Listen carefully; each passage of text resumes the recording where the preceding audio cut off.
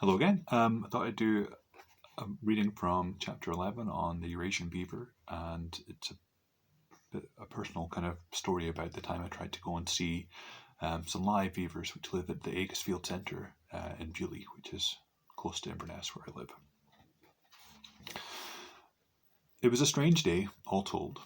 In the morning I visited Ardarsir, a small village on the other side of the Murray Firth from Bewley, to help my extended family put up a memorial bed to my grandparents. They were kind, hard-working, and much-loved people who died within just a few months of each other after 66 years of marriage. Laughing and reminiscing with my cousins, we made good progress in concreting the foundations for the stone seat. It looked out across the Firth, where my grandparents had taken multiple generations of our family for picnics and holidays. Passers-by stopped to ask what we were doing, and we took the time to tell them about who we were commemorating and their connection to the area. One old man even told us that he had had a dream the night before that a bench was to be put in the exact spot where we were working. I'm no believer in signs and omens, second sight, or tasiacht, but I found this old Highland bodach to be very reassuring. It made sense to me in that moment, while recognising my connection to the personal past, to go and look for beavers. I left Inverness at 7:15 after a light dinner and drove the winding road to Aegis. At the estate, I quickly made my way to a hide beside the loch, binoculars and camera strapped to me in the hope of making a connection to our shared natural past. I was the only person there. Gulping down the fresh scent of pine sap breezing in through the hide windows, I sat down and looked. There was the lodge, a castle of silver sticks, beside the far bank, humpbacking out of the mirrored water.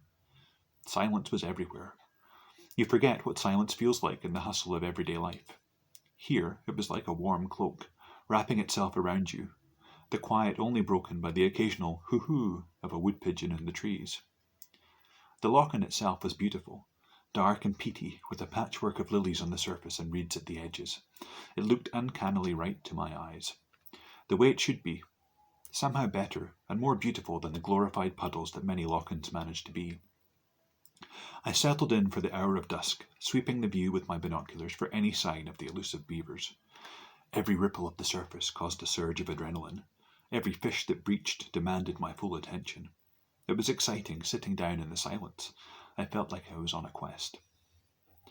There were no beavers roaming in the gloaming. As the light and my hope faded, I remembered the first rule of biology. Nothing behaves the way you want it to. All I had seen were some ruddy ducks. I think they were shovelers. Walking back to the car, begrudgingly, in the dark, and with many stops to turn and gaze wistfully at the water, I tried to evaluate what I was feeling. I won't deny that it was a disappointment not to see any beavers, but for me it was enough just to see what they have done.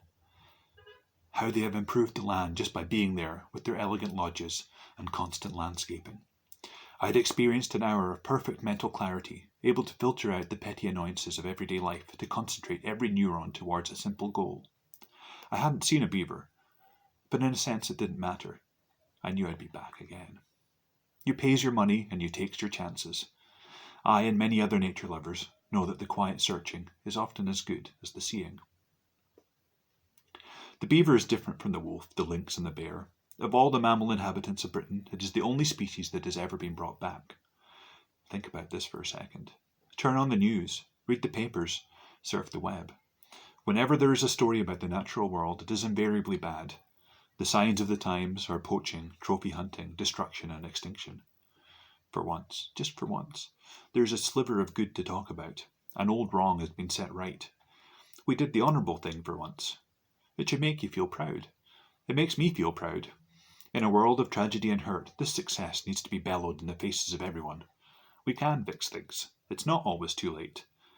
The return of beavers signifies the successful completion of tens of thousands of hours of work by hundreds of committed individuals, pooling resources towards a shared dream. It is nothing less than a miracle, the second coming of beavers. After an absence of 500 years, anyone can now go and see beavers born in Britain, sporting on any number of rivers. They're back for good.